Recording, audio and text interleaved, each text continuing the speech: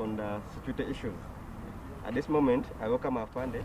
Kibi nnyo staff baffe babiri abalala ab'oku nsalo ate batestinze positive era batwaliddwa okujjanjabibwa.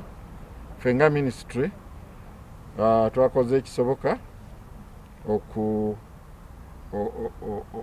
okufuuyira ebifo bye bakoleramu, ebifo mwe basula, n'abakozi babadde bakola nabo mu shift ne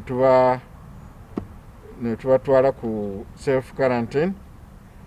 Nga embeera bwetyo bweri, abakozi kati tuba tuwezezza bana abakafuna obulwadde obwo, naye ababiri